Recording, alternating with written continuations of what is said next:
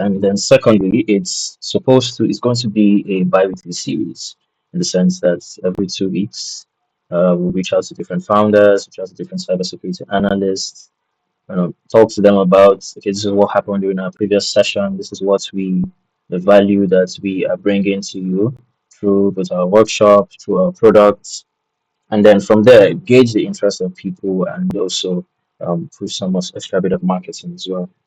So once more, yeah, all right. So from there, we'll keep pushing, we'll keep moving, and yes, all right. Hello, Candy. Welcome, welcome. Good to have you in. And can you hear me as well?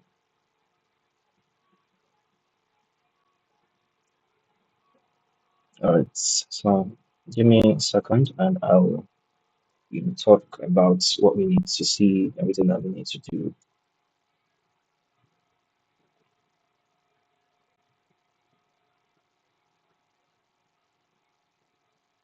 Okay. All right. So yeah, let me show on screen now. So on today's session, uh, thankfully we have Gabriel. Gabriel is Gabriel is our guest for today, and he's an application. Yeah, sorry. So he's our guest for today, and he is an application security engineer and also the founder of Off-Field Security as well. And he's going to be talking to us on basically understanding today's threat landscape for most founders, for startup teams, because there's a whole lot that is actually going on. Perhaps you know someone that has been hacked, or you're basically running your own company and you want to understand what it means, how you can basically ensure that going forward with your company, going forward with your business, security incident is not going to be the one thing that is going to drive you out of business. You want to be able to ensure that you're properly educated, you properly understand exactly how some of these threat actors work and what exactly is going on exactly in this space. So I want to share my screen now quickly so that we can uh, get some quick insights into what this entire series is about. So if you can see my screen, please you let me know. And yeah, can you guys see my screen?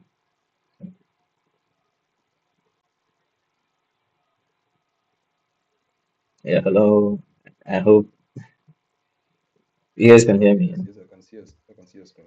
All right, awesome, awesome, awesome. Thank you very much. So this is the Startup Security Workshop series brought to you by Sentrii and Super G. It's basically focused on operational security and incident resilience for startups. And because I'm just going to run through quickly what exactly the whole plan for this is. So one of the key things that we want to do is to be able to build resilience founders, builders, especially in this space, in today's day and age where a lot of threats are evolving. A lot of businesses are getting attacked, a lot of workers, people that work for startups, you're basically on the forefront. Yes, a lot of times, most attackers might not exactly have the time to target startups, but they know that startups are usually the most vulnerable ones. And you having that background, having that good security foundation helps to ensure that as you grow your business, as you grow your whatever you're doing, you know, you are you're basically protected. That's what I would say, even though there's a lot of attack vectors out there. So these are some of the objectives of this course. We want to be able to host a practical workshop, a bi-weekly series. We'll be having this every 2 weeks, Wednesday. We're going to be bringing in different experts, different founders, different people looking to network, either within the cybersecurity community or within the blockchain community. Um, for some of our target audience, definitely involves startup founders, developers, product and ops teams. If you basically work within the tech space, you are somebody that is going to benefit from what we have here, what we have planned for. And then these are some of the core themes that we will touch on throughout this series. Things like operational security, startup and app security, social engineering, incident response, and then Web3 security. So I will be passing the mic over to our guest speaker for today, which is Gabriel, who is an application security engineer and also the founder of Offshield Security as well. And he is going to be taking us on today's session. So let me. Hello, good evening, everyone. Hello, good evening, everyone. Thank you for having me on here. My name is Gabriel Odusaya, and I'm an application security engineer, and I'm the founder of Offshore Security. So, in case no one knows, Offshore Security is a cybersecurity company that that gives services and also security trainings. And in particular, we are building our own AI product in securing building secure applications from the ground up. As for today, I don't know if this person wants to be exposed, but I don't think I should say anything yet. All right. On today's series, this series is talking about is for today's what we're going to be talking about today is understanding today's threat landscape. And uh, as we all know that threat is something that we don't understand the meaning of threat. We know that threat is a potential something that can destroy an entire system, an application, an organization, or anything. And this one is that we're saying we're meant to understand it is that I don't know, we can't really understand today's threat landscape because you don't even know what the threat to your own organization or company or your own tools or your own agent. You don't know what the threat might be. The person sitting next to you can even be a threat to you yourself, and you don't even know it. So in the world of cybersecurity, you really can't tell what a threat is in particular. I'm not saying you don't know what the threat is. We know what threat is um, a potential weakness or attack that could take down a system or an organization or anything.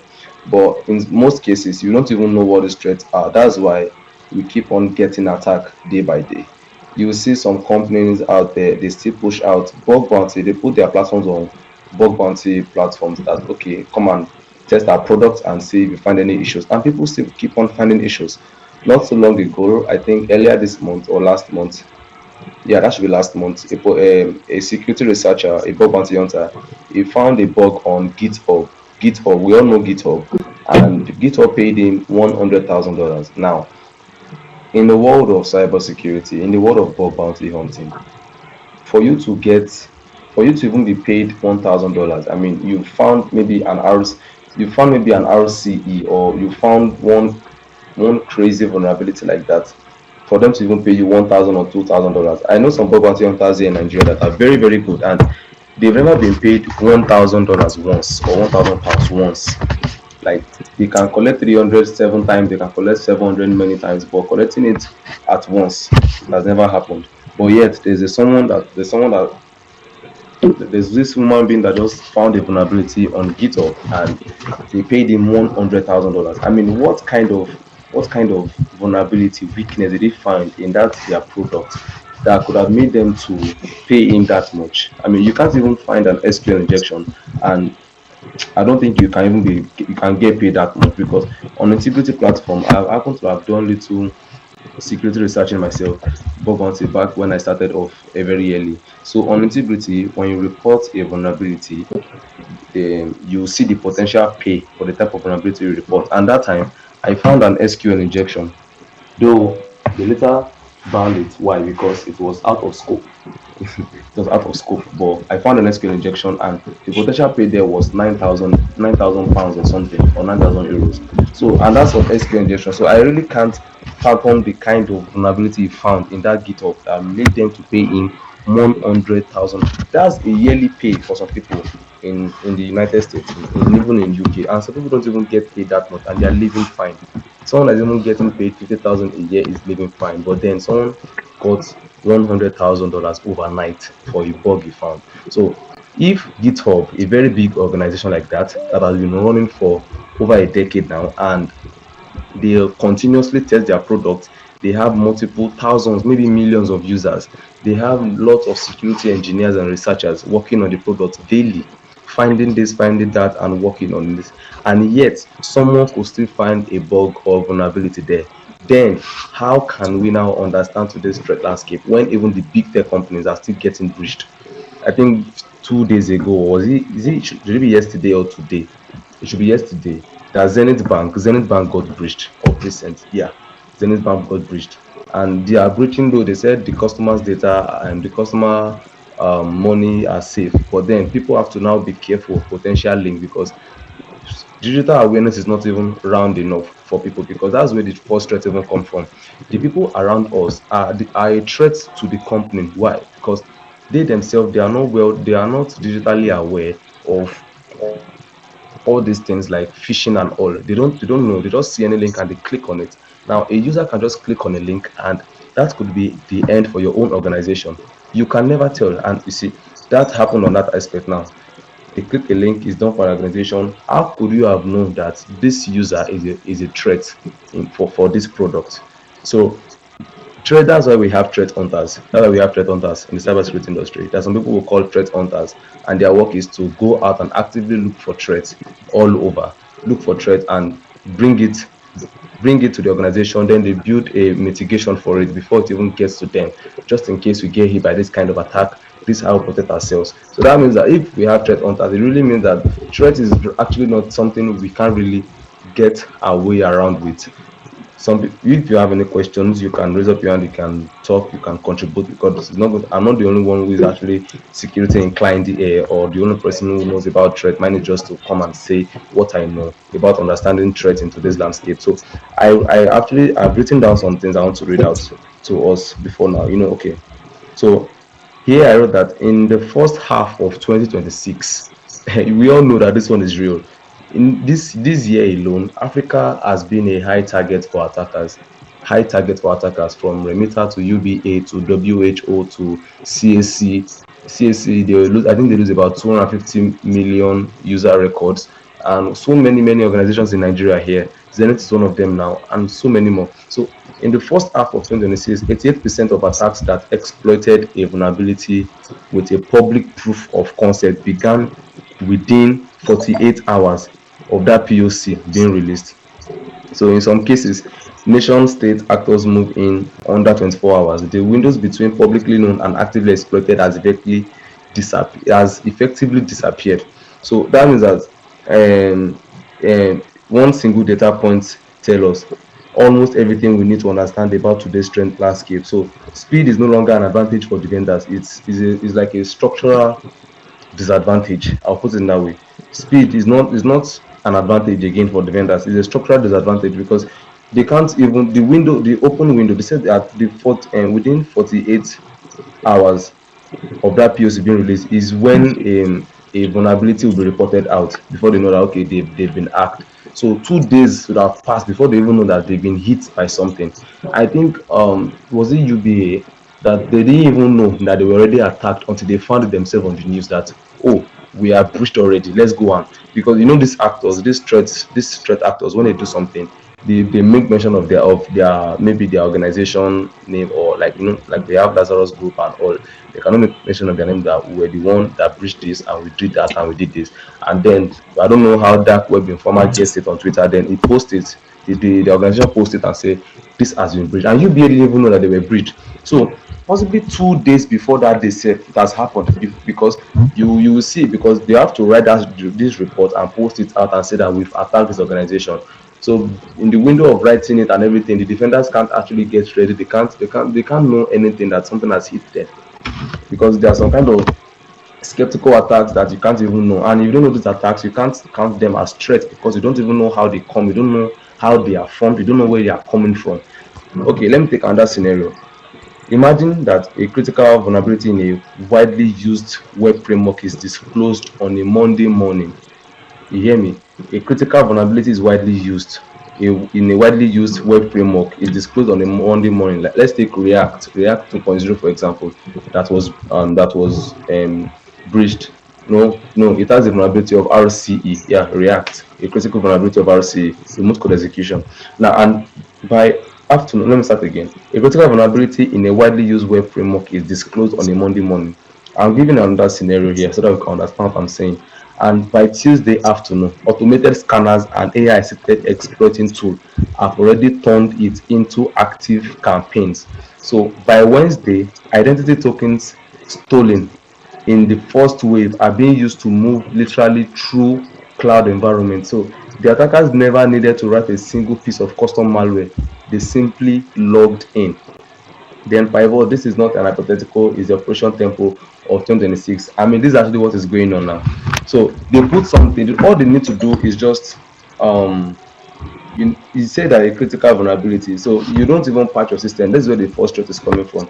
The first threat is from the organization itself when they refuse to fix their own system, when they refuse to patch up their own vulnerability, they refuse to even take security seriously. A particular web3 company here in Nigeria too, of course, a researcher found something and said that they should go fix their stuff. And this researcher, this company was saying on Twitter, it was saying that even their investors and partners know that they are unhackable. I mean, that was a wrong statement. And then he go ahead and told the researcher that go on ahead and break it if you can. We are unhackable.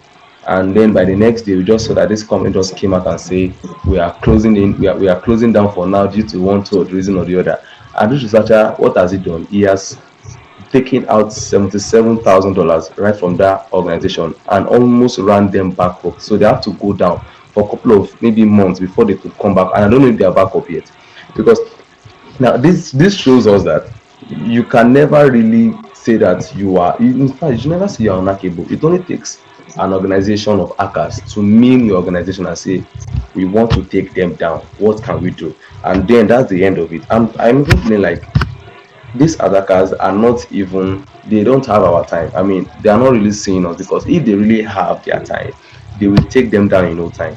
I mean, big organizations, even security companies itself are getting breached. Talk more of just ordinary organization that they are the one borrowing the security into their own infrastructure, and they are not even doing it well because they don't want to spend. And one important truth no one wants to acknowledge is that security is very expensive to enforce, to patch, to do this is very expensive. This is where DevSecOps practices is coming in. Now, I'm talking both on an application side and on system side. When I mean a system, I'm talking about the whole organization infrastructure, the whole um, both physical and logical, and the one digital tools they are using, applications, servers, and all this kind of thing. All these things, when it comes to Wi-Fi, when it comes to all this Wi-Fi and all, that kind of attacks is even very different, and that one is even more crazier than just an ordinary application, because when you're dealing with those kind of things, you can literally shut down the entire system. And I'm talking about system, I'm talking about the entire organization building, their laptops, the everything. Network attacks is one of the most sophisticated attacks that could ever happen to any organization, because they can just they can do anything to nothing. You can't it's not something you can easily say you want to block or something you want to stop. Is it a DDoS you want to stop, or a place where MITM is taking place, or when what other network attacks do we have? Spoofing is taking place. You really can't stop all those kind of things. You can't even detect that it is working already, or they are already taking it out. And that's where the problem comes in. A threat is something you actually know and you are building a security against, but something you don't know, something you have not encountered, something that has not happened to other organizations. Now let's put that aside. Another problem I'm seeing, especially in Africa, here in Nigeria, is that when one organization gets breached, they don't share their information amidst other organizations so that they can build security alongside that aspect. I mean, I think that is part of what is going on.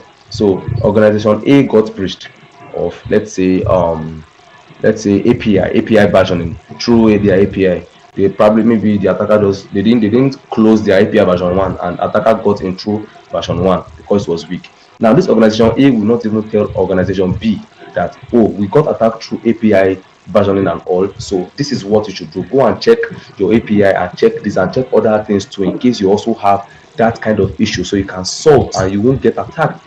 But no, we are used to taking in information to ourselves and keeping it to ourselves only. And I don't know why that is, but Nigeria generally don't even share updates. So I won't be talking about Nigeria because I don't know which country everybody here is. But Africa in general, they don't share updates. Just keep it to themselves, and that's what is taking down most organizations. There are a lot of threats that is only known to maybe 5 organizations. Only some threats are only known to them. And this let's say organization A to B now, they know about a particular threat, and organization 3 and 4 don't know about it. So we organization 3 and 4 are seeing that thing, they will know that this thing is a threat to them. They should probably take it down before you get to them. But no, they would rather even enforce it in because they don't even know that it was a threat. Because why? Organization A and B has refused to disclose the information to them that, oh, this is what is going on, this is what we faced, kindly fix it. But no, all those things won't come up. They won't even talk about it. They won't even bring it up in conferences. They won't even take it up online because they simply don't want to be embarrassed. Like they don't want to be embarrassed. Oh, we're trying to build to cover up our reputation. I mean, that's a low mentality something for me because if you get breached and you survive it, you should share it to the public so that they can build security around it. This is not about losing trust among users. Of course, some users will leave, but believe me, users will come again. Yes, because where one user is saying, "Oh, they got breached, they are not strong," another user will say, "Oh, at least they came up back very fast. They were able to remediate it fast and come back online," which means that their incident response team is very very active. So let us sit with them. Let's just sit with them. They have a very good future. So it's not about some organization are they are have. I think I believe they might be having the fear of we do not want to spoil our reputation. We do not want to ruin our statistics, what we have been building for long. Imagine First Zenith Bank now. I don't think it has ever happened to them, but then it happened to them. And I believe, I know within a month now, they will get back on their feet. It's just that they need to now do a massive digital awareness training for all their users that do not click any link. And even they themselves will refrain from sending any links via mail or SMS. Normally, no bank or organization should even be doing that. But then they have to now, let's say people between the age of 20 to 40 or 20 to 45 can maybe okay access that, oh, we should not click any link, they've been breached. But what about the people that they're not even digitally inclined? They just have the bank, they're even using button phone, they can't see this news. I'm telling you now that about 500,000 people out there don't even know that Zenith Bank has problem, and some will still go on ahead and say, ah, link economy, let me click on this link, and they click on the link and they're gone. Those users, they are threat already to the organization, because now if that woman money get missing or that man's money get missing because of the link he clicked, he will run to the bank and say that I want to wowo me law. And it might also fall as they will blame the bank. And if the bank is now telling them that, oh, it's not our fault, you're the one who clicked this, you've done something. And imagine, these people will also be claiming that they did not click anything. What did they claim? They did not click anything. She been send it, you're the one who sent it, we are the one doing it. We would not click anything. And these people keep on saying, oh, you've done something, that is why this is happening, that's why this is happening. There's nothing we can do about it. But then these people they will be the one. So they can't, of course, they can't repay everybody. They can't even pay anybody because anything that happens now is between the users. But then the reputation of that organization will be going down gradually because these people will start seeing these banks, this organization as fraud. That they took my money and run. They carry my money away. They've stolen my money. They've stolen my funds, and they start leaving. So that's part of what can be going on. So the first place to start, at least for banks, because they deal with finance and a lot of people trust their money with you. So you should do enough digital training for your users, because even your users can be a threat to you if you are not careful. Especially these users don't even know anything about security. They just know that one app is working and they just click on anything they see. Some OTP dropped on their phone. They didn't request for OTP. And somebody will message them on WhatsApp and say, one OTP has been sent to you, kindly send. And they will just send and say that, and she, but that's the banking. So, in fact, digital trust now has, I don't know if I say it has been broken or it was never there right from the start. So threat landscape in this era, in this age, is very very wild. It's very very wild. We can't even analyze them all. We can't find them all. Every new day we are seeing new way of attacking, new way of breaching, new way of hacking things every new day. every day there is a new CVE being released. New CVEs, and if there's continuing to be new CVEs, it means there can never be end to all these threats that we are seeing, to all these vulnerability, weaknesses we are seeing all around. So we can never really truly understand what the threat landscape of this era is. We really can't understand. We really can't fathom it all. We can only try our best to find as much possible threat as we can and find a mitigation for it before we even get or remediation safe. But I doubt there will even be any remediation for most threat nowadays. I mean, nowadays before you can find remediation for a particular something, you it will be twice as hard. Imagine what trying to secure something you've never seen the way of attack before. You normally close the door from the front to stop armed robbers, but now they are coming from underground. It has never happened. How will you stop that kind of thing? This floor was cemented. This floor has tiles. How did they break through it? So you first of all be finding a way to remediate it, to mitigate it, to reduce the impact. But then you are still wondering that how is this possible. So there's really no way you can even build remediation for it. It won't come on time. It won't come on time. It could take years before you can even find a solution for that and say, okay, I think the best thing is to just dig this floor to the ground and then pour water into it, at least to flush them out before you can think to that area. I mean, you've been strained, really really strained. So that's the little I just want to say or talk about this threat landscape. So if anybody here has something to say, we still have much time. We still have about 27 minutes that we can still give to ask questions or add any contribution. So if you have any of that, please kindly signify it before maybe, or we'll know if I will continue. But that's the list I want to add for now. Okay, that has been so informative. It's been so informative, and I don't know. Does anybody have any questions? Do you have any thoughts so far? Because as I said, the it has been really informative, and this is one of the key reasons why we are doing something like this. It's one of the key reasons why we are trying to set up workshops like this. Because one of the first things that you can do, one of the first ways for you to protect yourself is being informed, first of all, because you cannot protect yourself from something you don't know about. That is one of the key things. So that is why this workshop that we are starting with, we want to be able to make sure that at the end of it, anything you're taking back to your business, anything you're taking back to your team is something that will be able to help you guys, something that will be able to help at least ensure that incidents that happen incidents that happen are not, they're not crippling your business, they're not crippling your what you do. Perhaps, as I've seen situations where people, perhaps they're not even, maybe they're not people that own a business, maybe they work for a business and they get hacked and they lose their jobs because they got hacked. So one way or the other, everybody, whether regardless of if you're in Web 2 or you're in Web 3, if you find yourself on the receiving end of a threat like that, you will collect. That's what I can say. Like you're going to feel it. So I want to like give back to give back to Gabriel so that we can continue. But let me just quickly reiterate. Yes, sorry. Let me just quickly reiterate quickly what this is about, especially for the new person that just came in. So this is the startup security workshop, and we have the focus on operational security and incident resilience. What we want to do is to be able to build founders and help build organizations that are secure, that are resilient, that can at least be ensure that whatever that happens to them, either today or tomorrow, they have proper incident response. A particular security incident is not going to be the reason why you are going out of business, or it's not going to be the reason why you lose your job. It's not going to be the reason why somebody comes and sues you. This is one of the key reasons why we are having workshops like this. So I'll be giving things back to Gabriel, who is our guest speaker, and can continue from there. All right. Sorry, I was certain I was doing something on LinkedIn. So, yeah.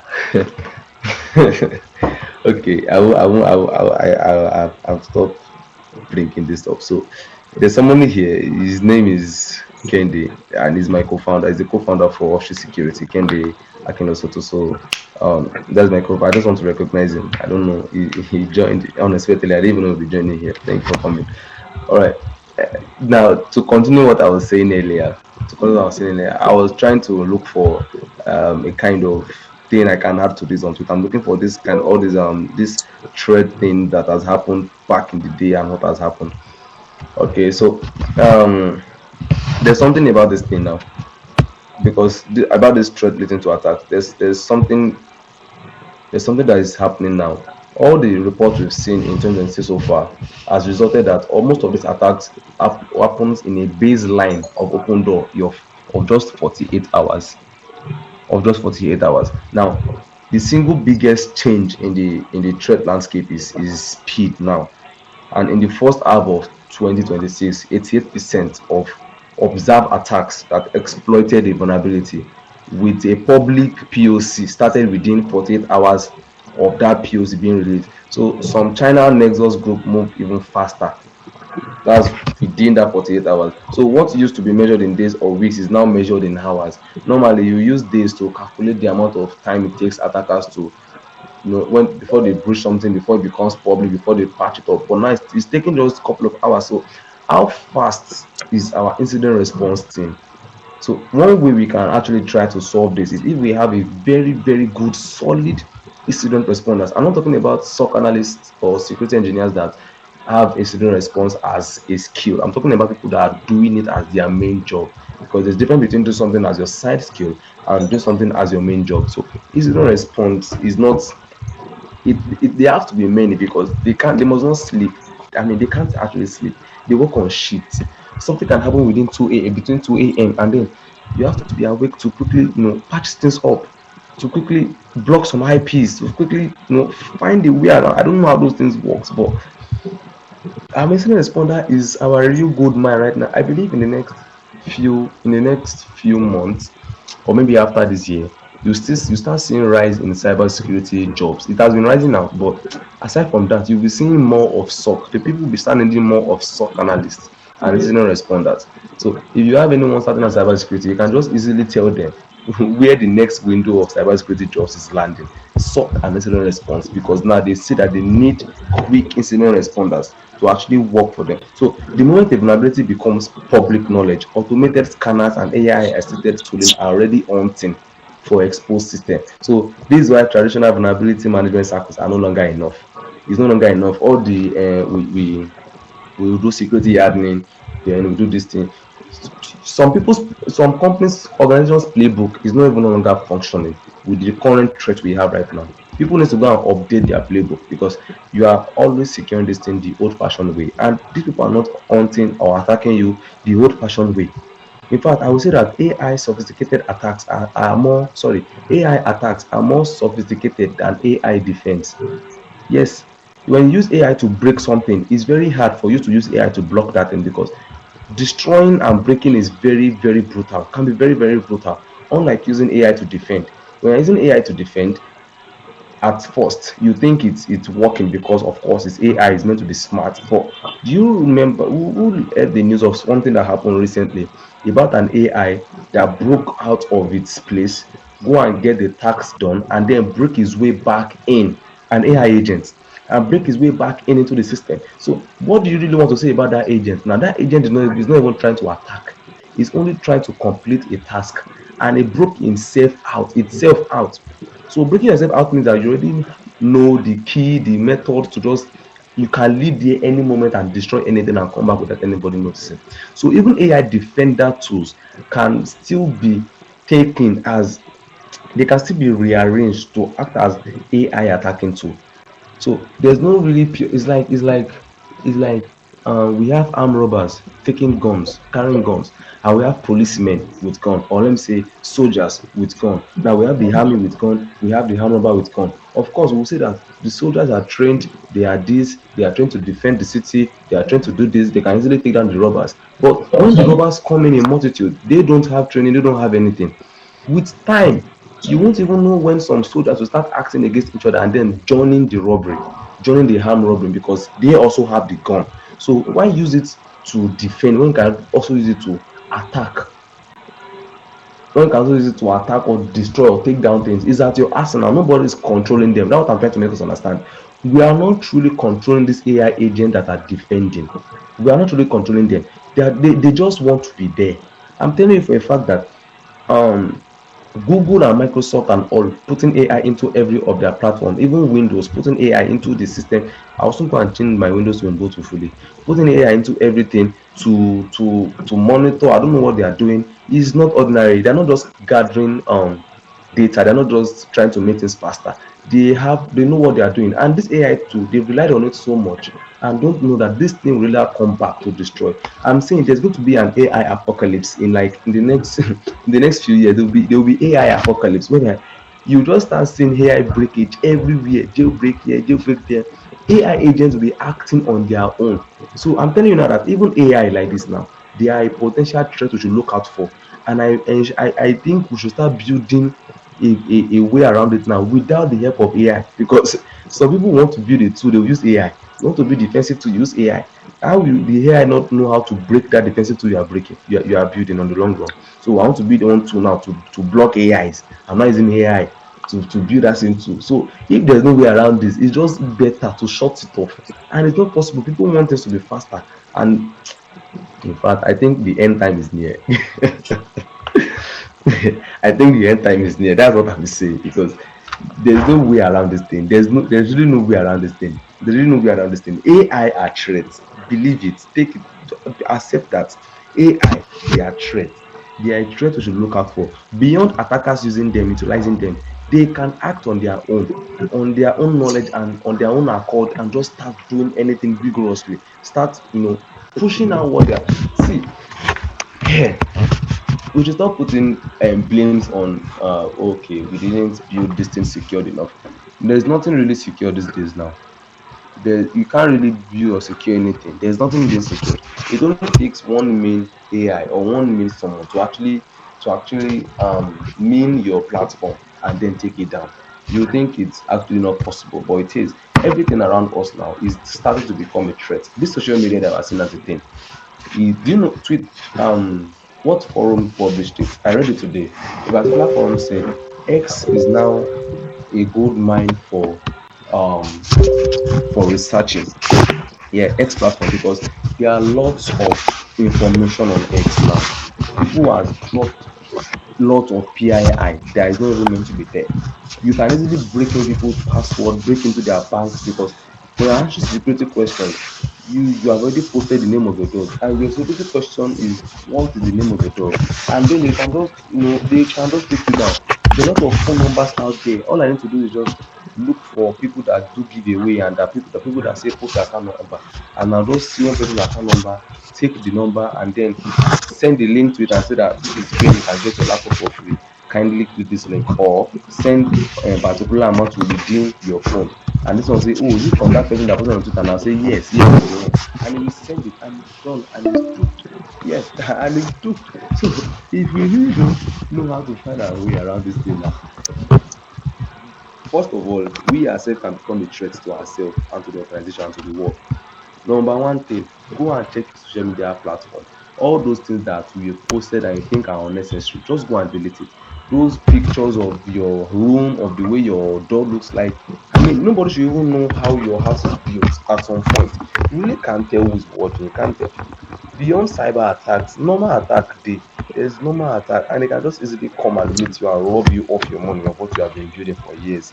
So we really can't, like I said earlier, we really can't understand the threat landscape of this organization, of this era now in the terms of AI, because AI itself is a threat to everybody. Is a threat in cybersecurity, is a threat everywhere. It's making things faster, but also it is evolving faster. And evolving faster, if it's evolving in the bad way, that's a bad thing for us, because we can never block it. They are the ones deciding what to do. So they can even take down the system you're trying to use to block them. That's another thing. They can take it over. We've watched all these movies now. We've watched all these Avengers and all, and we've seen the way one AI will just take. Okay, even in Green Lantern, we can see the way this AI broke out. She was, what's her name? She was built in the Green Lantern. She was built to help humanity and all, but she rebelled and took everything to know her own end. And at the end of the day, they couldn't stop her until dying minute, and it was even by force. So that's the current stage of this world now, putting everything in the hands of AI. which is bad. All your information now, ChatGPT can talk about you, say everything about you from the beginning to the end without missing a thing. Your age, your husband's name, your wife's name, your children's name, the school they go to, the assignment they've worked on, your ID card, everything. I mean, that's very bad. Like I said, AI is a threat landscape, and we can't truly ever understand the whole threat of this era right now. So I reserve there. I stop there for now. Now that's going to be my session. So if you have any questions for me, please kindly reach out. And also, I don't know if I'm permitted to promote myself. Oh no, okay, okay. So, like they said, I'm a fan of office security, and we do cybersecurity training and security awareness training for organizations in terms of something like this. So, for security for organizations, for banks, enterprises, and all like that. We've currently trained over 300 students presently, and we have about 28 interns that are ongoing their session, and we end between this month and next month. So, if you have any inquiries, you can kindly reach out. Gabriel Dusanya or session.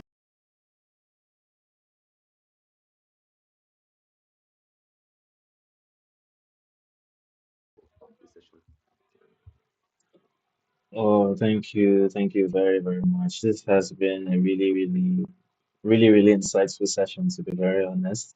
I've not seen what's the I'm not saying I don't think that's I don't think Google Meet allows for you to add in sound effects, but if I could add in sound effects, I'll add in a lot of clappings, to be very honest. It has been a really, really nice one. Thank you very much for taking out your time, Gabriel. It's been a really interesting one. And uh, at least before we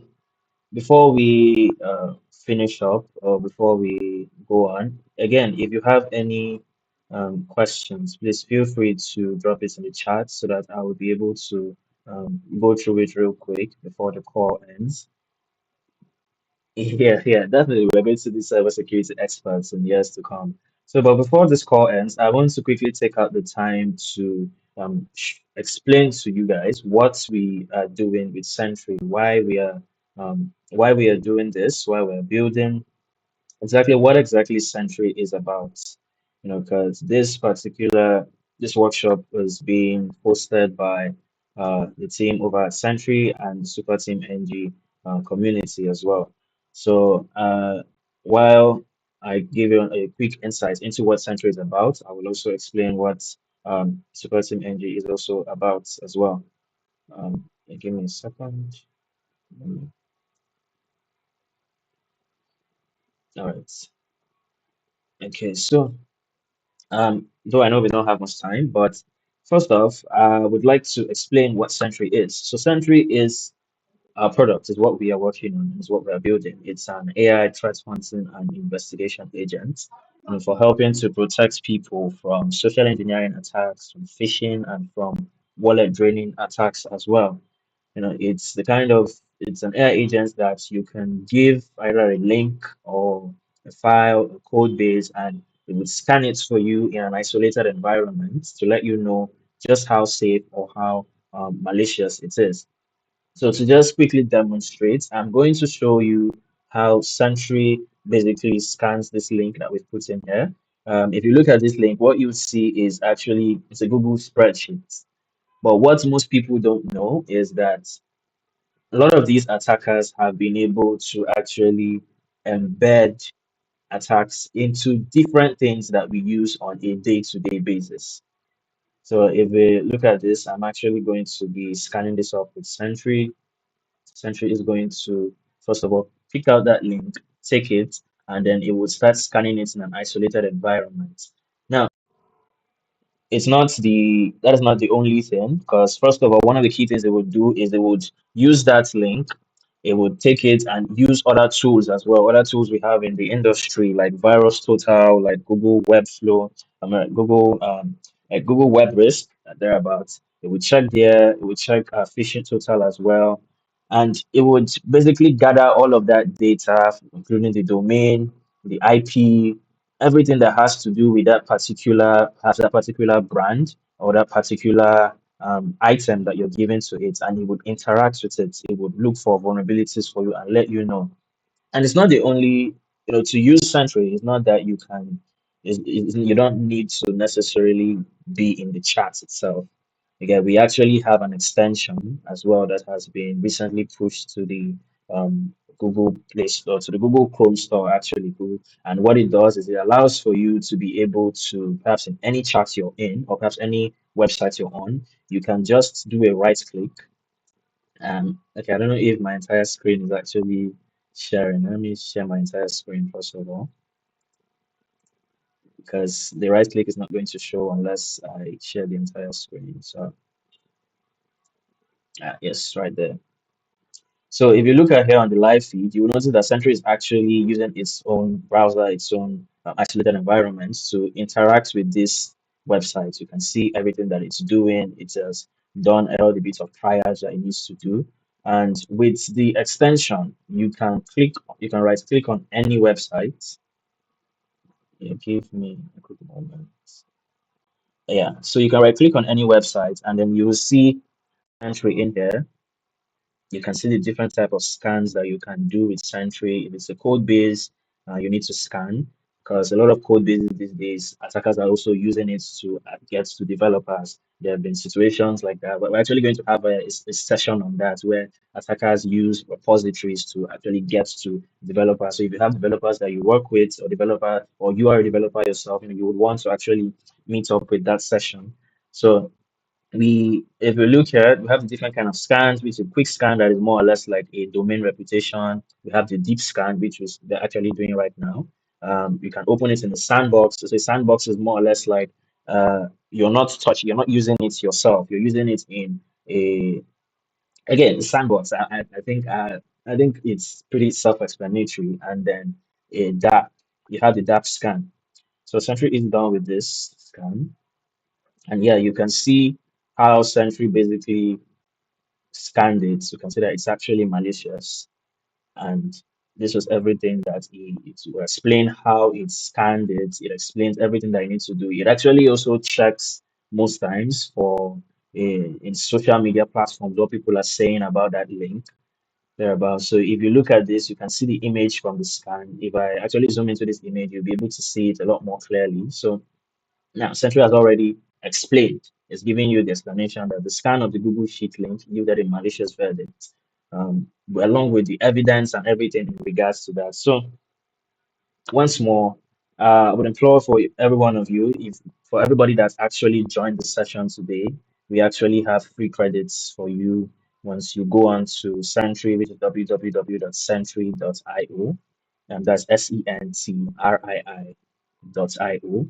And once you sign up, we have free credits for you that you can use. You can so anytime you have received any sort of link, any sort of file, any kind of code base, you can scan it first. You can interact with it first. You can have something interact with it first and let you know how safe or how malicious it might be before you basically touch it on your own.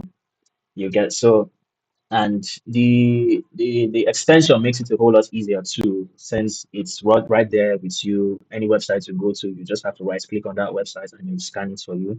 We're actually working on an automated scan very soon. So Hello, um please, I think I yeah, want to go now. I have to yeah. run something now. All right, no problem. I think the call is already ending right now. So, thank you all very much for joining in. It was really a great time. Thank you, Gabriel, for the time. Thanks to everyone that took out their time to come in here and understand what this session is about, what we're building, what we're doing with our products, what we're doing with Super Team, what we're doing. At least before I go, I would like to like just say. If anybody doesn't know about what Super Team is and what they do, just feel free to reach out to me as well. They're a Web3 community that is helping people to earn earn within the Web3 space. If you're in the Web3 space and you want to be able to earn as well, either perhaps you're in cybersecurity, someone in cybersecurity that wants to get into blockchain security as well, or you have a skill or two that you want to use within the Web3 space to actually earn through bounties or through connections or jobs. This is what Super Team NG does as well. So thank you very much for the time. Once more, do have a great day. Enjoy the rest of your day. And yeah, no, I am not Chaser, but you can actually reach out to me. Yeah, can we grasp all? Is that can we grasp all this in 8 weeks?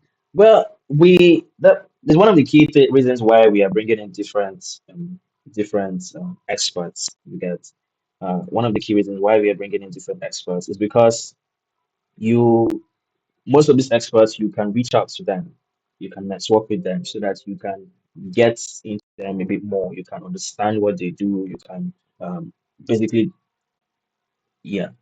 All right. So let me drop my email before this dies because the call will be ending right now. So I'm dropping in my email and my Telegram as well. So please feel free to reach out to me on any of them. The call will end in less than a minute. So I'm trying to be as quick as possible. Yeah.